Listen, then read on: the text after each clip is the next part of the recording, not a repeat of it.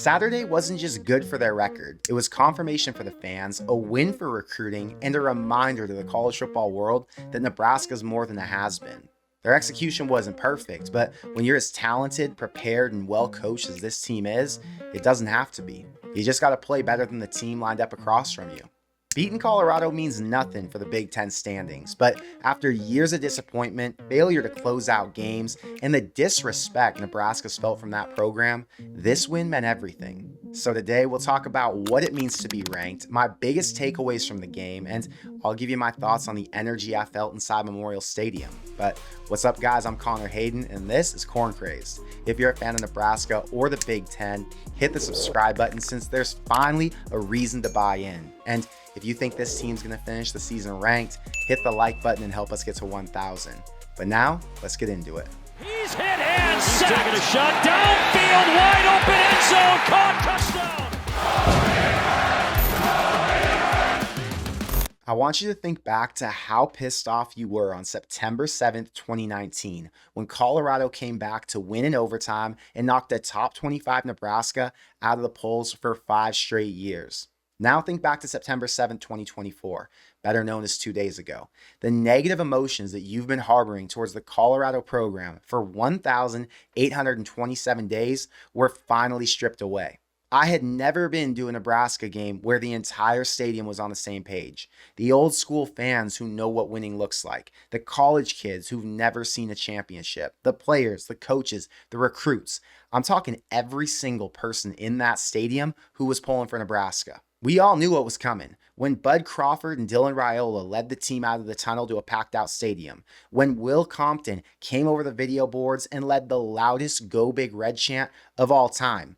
We all knew Colorado was Last week I talked about why I thought storming the field was lame, and my stance on it hasn't changed, but I do have a different perspective now. The energy inside the stadium was so uplifting and so overpowering that rushing the field was inevitable. We all knew Nebraska was going to win. We all knew the dub wasn't all that impressive or important for the standings, but that's not why they wanted to do it. Beating Colorado was significant because it marks the end of an era where you lose the games you shouldn't, an era where you expect nonsense because that's all we ever see. Saturday marked the end of an era defined by mediocrity. They stormed the field to signify a new beginning, and I can accept that, but this is still a blue blood program, so don't ever do that again.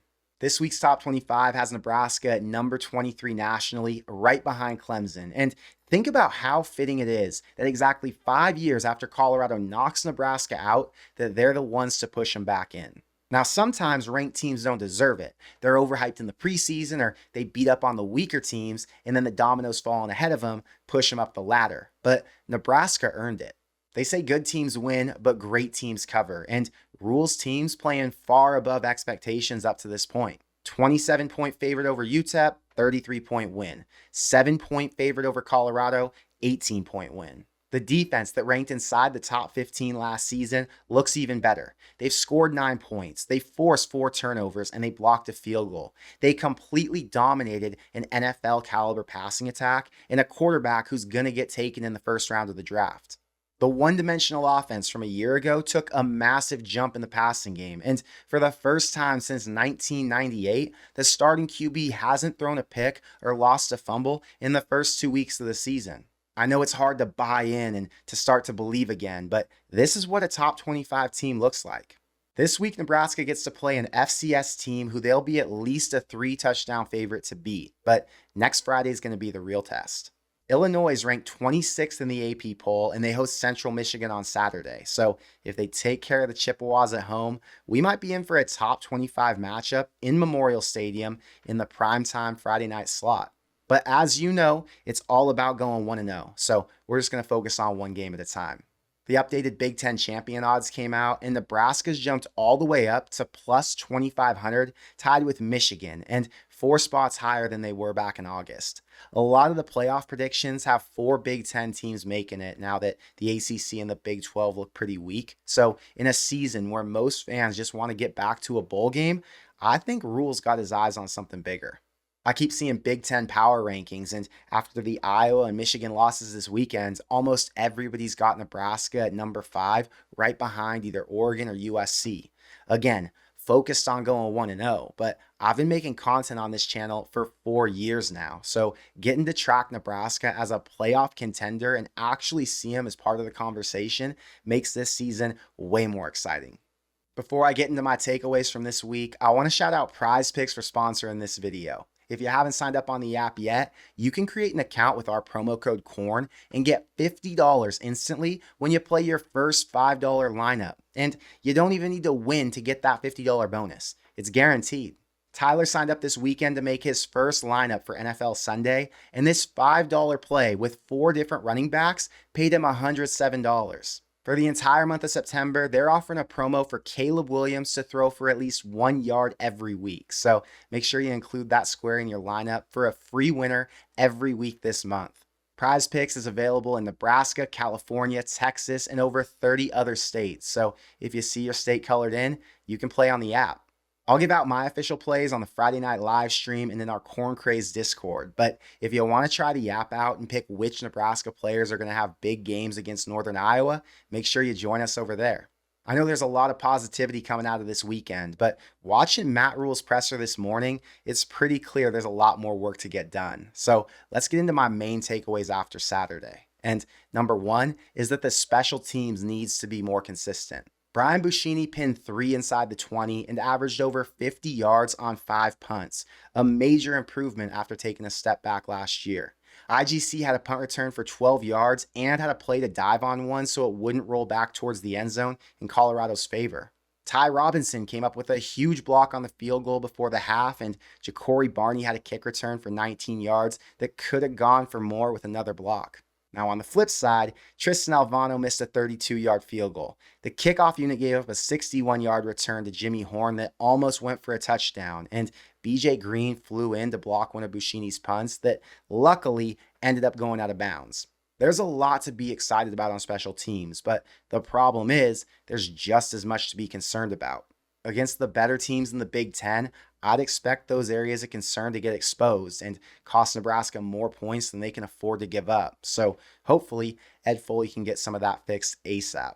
Number 2 is that the defense is even better than they were a year ago. Say what you want about Colorado's offensive line, but they're still made up of multiple Power 5 starters from other schools and a 5-star left tackle. Tony White's front 7 abused them.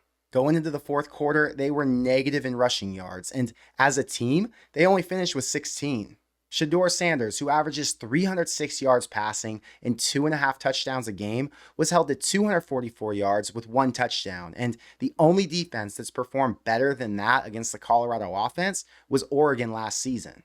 All 3 levels wreaked havoc. Willis McGahee forced a fumble, every lineman recorded a sack, and the 4 linebackers all had a tackle for loss. The secondary let Travis Hunter go for 110 yards, but they limited the big play and they never got caught out of position the way they did last time they went to Boulder. Tommy Hill might be getting all the attention since he could be a first rounder, but there are at least 5 more guys on this D who could play in the NFL. Number 3, Dylan Raiola and Ja'Cory Barney forgot that they're true freshmen. From the moment they stepped on the field, you knew who the face of the team was. Dylan came out of the tunnel with his hands in the air to pump up the crowd and to make sure everybody watching knew the spotlight wasn't going to be on Dion or Shedeur. The spotlight was for him. On the biggest stage in a high-pressure environment against one of the best DBs in the entire country, Dylan completed 76% of his passes for 185 yards. But even more impressive, he didn't have a single turnover.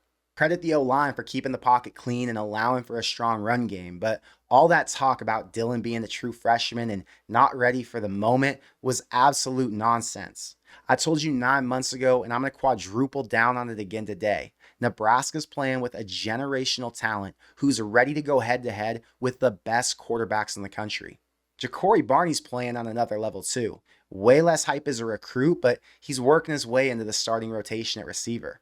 8 touches on offense for 57 yards, and if the penalties wouldn't have brought some of his plays back, he would have had a lot more on the stat sheet. In today's presser, Rule said he has to keep finding ways to get him the ball, so I'm sure we'll see Barney pop one loose soon. But after only 2 games, it's clear he's one of the most effective weapons on this offense. Number 4, the running back rotation's clear. I saw the latest depth chart has Dante Dowdell and Ramir Johnson as the co-starters after they combined for 34 touches, 156 yards, and 3 TDs. Dowdell's the every down back who averaged over 4 yards a carry and ran so hard to the end zone that he broke Shiloh Sanders' arm in the first quarter. Ramir's the third down guy who's also great as a route runner and looks as good as we've seen him in the last 6 seasons he's been at Nebraska. They'll need all 4 guys to make it through the entire season, but there's no doubt those 2 have the highest ceilings as the power and third down backs. Number 5, the NBC TV production was terrible. I got home last night and sat down to watch the replay before bed. The graphics sucked. The overall production felt cheap. And honestly, Colt McCoy might have been 80% of the problem. I don't have an issue with him as a person, but as a TV personality, he's so bad. Low energy, slow paced. There were plays where he wasn't even paying attention, and I would have been pissed to be one of the 6.3 million people who sat at home and watched that game on TV. NBC needs to get rid of Colt and hire a professional. And last at number 6, Nebraska can win a national championship. No, I'm not saying this year, but Saturday showed us what Nebraska looks like with competent leadership, buy-in from the players, and fans at their absolute best. We've seen schools like TCU and Washington play for national titles, but then they crumble the very next year, and it's because they don't have championship DNA. They don't have the infrastructure that Ohio State, Bama, Texas, Michigan, Georgia, or Nebraska all do. The 5-star prospects showed up. The fans were out in full force. Nebraska's underrated recruits are being developed into NFL draft picks. Coaches like Matt Rule worked their entire career to land at a school with championship DNA and the infrastructure that Nebraska can provide. The money, the facilities, the fan support, all of that plays a factor in whether or not a program has a chance to become a power. Pelini, Riley, and Frost all made us think it would never happen, but Rule's only 2 years in, and the national media believes that he's the one who can get it done.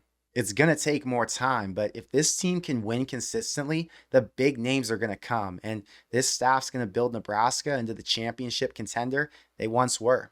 Just beating Colorado wasn't enough. They had to bury them, and since they did, I think we're all feeling a lot more confident about how far this team can go in Rule's second season. And I'd comment on the end of the game sloppiness, but I'm just not sure how much of that was bad play versus stupid penalties and Rule wanting to control the clock. Regardless, the second half was pretty damn bad, and they got to tighten that up and keep the energy high for all 4 quarters, because it will not fly in Big Ten play. Before we get out of here, I just wanted to share how my weekend went, because the last time I talked to you, I didn't have a ticket, didn't have a plan. I was just kind of showing up and playing things by ear. So it started off meeting up with Minnie and John Johnson from Coronation. We all got to do a video in person together, and actually, I never met John before, so that was a good time. Went to Fleetwood for dinner, Kincaidor for a meetup, got to meet a ton of Corn Craze subscribers there, drank a bunch, take a bunch of pictures, do our prize picks, watch football. Then we bounced over to Barry's. Barry's was a scene. There were a lot of people I ran into there. Ended the night moving around to some other bars, and yeah, that was a late one. I think I got home around 3:30. Saturday morning started our day off over at Rod's Tailgate. Rod's been a supporter in our live stream. If you guys watched that, he's always donating memberships, sending super chats. He's always looking for ways to help out our channel. So I appreciated him having us out. Then I went over to the Huskies, Omaha Steaks, and Pipeline Jerky Tailgate. That one was cool because there were a ton of people there who I hadn't met before, but obviously communicated with online. And the most convenient part was that it was super close to the stadium. So once the time came, my friend and I walked up to the front, held up our 2 fingers, and started looking for tickets. So I know you guys love scalping stories. Before I left, I told you my budget was $300 for a ticket. I think I paid around $330 for my ticket at Colorado last year. So I thought, $300's fair for this one. Before I left, I checked the online prices, including the fees. They wanted between $650 and $1,500 a ticket to sit between the 25-yard lines in that lower section. Obviously, I'm not paying ticket fees. That's why I'm scalping. Took me about 30 minutes to find a guy with a good single. To find 2 was damn near impossible. We tried for a bit, but they just weren't in the right sections, or they wanted crazy prices like $500 a piece. But I finalized a deal for this one. This was on the 45-yard line in the 12th row. I paid $330 for it. It was the perfect seat. I mean, I sat next to great people. I was in the aisle. There were corn craze people near me because people were yelling my name during the game. It was a good time. I bought another single for my friend for $2.80. That was on the 25-yard line. Same kind of row deal. But yeah, it was a great experience. At the end, I got to see more Corn Craze subscribers outside the stadium, and then I went over to the hotel to film my video. I lost the room key, so I couldn't go up to film in a quiet environment, but it didn't matter. I didn't have much to say. I was just drained, defeated emotionally because there was a lot going on in that game. I mean, I told you on the live stream, I was damn near teary-eyed watching them come out and listening to all the music and listening to Will Compton. It was just a very emotional scene. And then to watch Nebraska dominate in the fashion they did, the weekend took a lot out of me. And I'm just glad I was able to get my thoughts out a little bit more clearly in this video than on my live stream. But shout out to Barry's for helping me out that night, getting me into there. Mark is awesome. Obviously, everybody who works there. Met a ton of people who are subscribed to the channel who work inside that bar. So I love going. And thanks to Husk Guys, Pipeline Jerky, Rod, Denon for getting me my hotel room. Just a lot of love and a lot of support from this community to help make sure I have a good time every time I go out to Lincoln. But I want to know what you think, so let me know in the comments below. Is Nebraska in position to contend for a Big Ten title, or are you still in wait and see before you change your season prediction? Were Saturday's struggles on offense a red flag, or did the team just have a bad half? And what was your favorite part about the game? I think watching the defensive line get after Shedeur and blow up their running backs was the most exciting part, but seeing the entire stadium leave knowing this team's finally turned a corner made me feel so relieved. But that's all I've got for today, so until next time, thank you for being here, and I'll see you in the next one. Go Big Red.